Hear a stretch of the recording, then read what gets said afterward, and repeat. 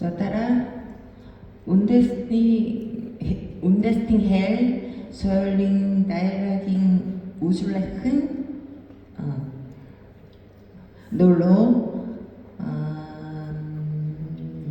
Moisés профессор доктор Эгима багш.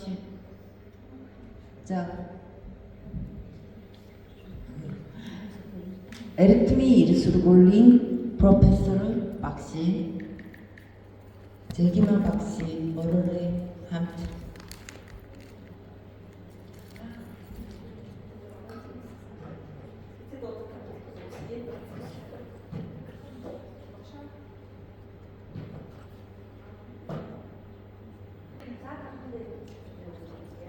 микрофон дээр.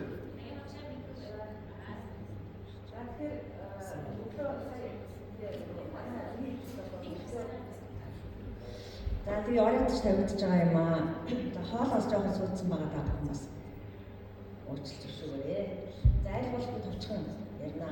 За тэгэхээр энэ globalization and national cultures дээр дайршил ба үндэсний соёл гэсэн энэ өгүүлбэрийг олох шинжилгээний доктор профессор Монголын шинжилгээний гавьяа зүтгэлтэй Эгима доктор болоод энийг яг хамтран бичсэн юм байгаа. Эгима шалгуудаас ажлын шаардлага хараахан юм бол өмнө оролцож чадаагүй байгаа юм. Бид явж байгаа юм аа.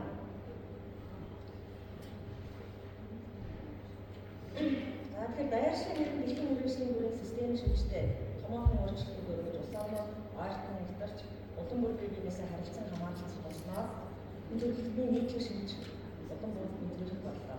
Дайршлыг дэлхийн иргэдэд олон янзаар тодорхойлсон байдаг бөгөөд бид бол энэ дайршлын нийтлэг шинжийг илүү тодорхой гаргасан болов гэсэн юм хоёр тодорхойлтыг сонгож энэ тавьсан байна. Тэгэхээр Америк нэгдсэн улсын нийгмийн судлаач эрдэмтэн Стивен тодорхойлсноор бол гадаадчлал гэдэг нь дэлхийн цаг хугацаа орон зайг хамарсан нийгмийн харилцаагаа ухамсарыг тэлэлт эрчимжилт бөгөөд үүний үр дүнд улс орнууд соёл иргэншил болон хүмүүс хоорондын харилцан хамаарах улам бүр хүндрэлж байдаг ийм үйл явцыг хэлнэ гэж утсан байна. Тэгвэл ЮНЕСКО-с гаргасан тодорхойлолтоор бол улс орнууд ард түмнүүдийн хоорондын харилцан хамаарах харилцан нөлөөллийн дэнд бий болсон эдийн засаг, нийгэм, технологи, улс төр, соёлын үндсийн болон үйл явцын төвцийг глобалч гэж тодорхойлсон байгаа юм. Тэр нь бол глобалчлалаас бол бүхий салбарууд нөлөөлдөг юм зүйл байна. За даяаршил бол бидний шин боломжуудыг бий болгохын зэрэгцээгээр мөн олон төрлийн нарийн төвөгтэй асуудлууд болоод сорилтуудыг үүсгэж байна. Тэгээд глобалчлалын даяарчлалын суурь болоод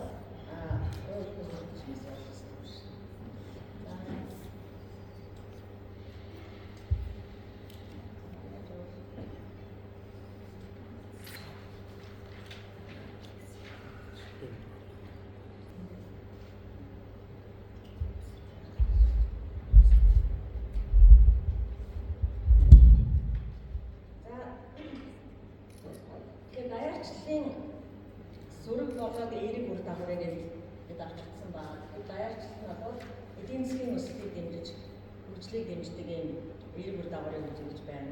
Даяарчлалын үед бараа таваар үйлчлэгээ, хөрөнгө ажил хүчний хил дамсан харилцан хөдөлгөөний идэвхжүүлэлт дэлхийн худалдаа, хөрөнгө оруулалт ихээхэн өсөж, үүнийг даган ажлын байр нэмэгдэж, дэлхийн олон бус нутгуудад ядуул буурч байгаа юм сайн гэж харагдаж байгаа.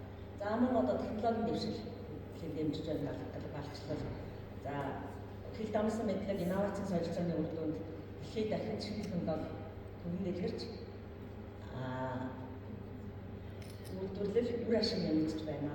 гэсэн ийм үр харагдаж байна. За мөн соёлын солилцоо, соёлын олон янз байдлыг глобалчлал мөн тийм үед хөгжиж байна. Глобалчлал үзэл бодолтой зүйлс өсвөрлөмжлөлөө солилцох боломжийг өргөжүүлж, бусдын соёлыг хүндэтгэх, соёлын талаарх мэдлэгийг өргөжүүлэх, харилцан хүндэтгэл ойлголцлыг бий болгож байна гэж үзэж байна. За мөн глобалчлалын үр дүнд бол амьдралын таатай нөхцөлөд бүрдэж байна. Өмнө нь авч авах боломжтой хүртэх боломжтой байсан заавал нэгцээтэй хоол хүнс үйлчлэг бол олон удаа дэлхийн өнцөг боломж хүрч байна. Хүмүүс мэдээлэл авах боломжтой бүрдэж байна. За гэх мэтчлэн амьдрах таатай орчин нөхцөл бол бүрдэж байгаа нь хүмүүсийн эрүүл мэндийн халамж үйлчлэгийг хангах үйлчлэгээ сайжирч байна, уран өсөж байна. Боловсрол эзэмших шин боломжууд бий болж байна. Мэтчлэн энэ давуу сайн талууд харагдаж байна. За мөн дэлхийд бол хамтарсан хамтын ажиллагаа хөгжиж байна.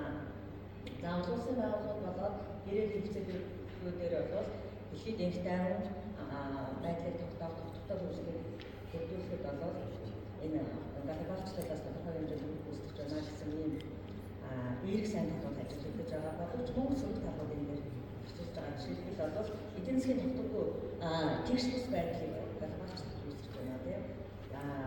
Одоо дэлхийн олон харилцагчтай одоо олон улсын жишээлбэл томоохон эдийн засгуудад илүү их ашиглаж байгаа бол зарим нэг хэсэг нь одоо энэ байдлаас бүрдэж чадахгүй байна. Нөхцөл тэгш ангаас бүрдэж чадахгүй байна. Гэсэн ийм сөрөг байдлаас мөн ажиллаж байна. Баян чинэлэг байдал болоод ядуу тарчиг байдлуудын орондын ялгаа болон булан нисэж байна гэсэн юм сөрөг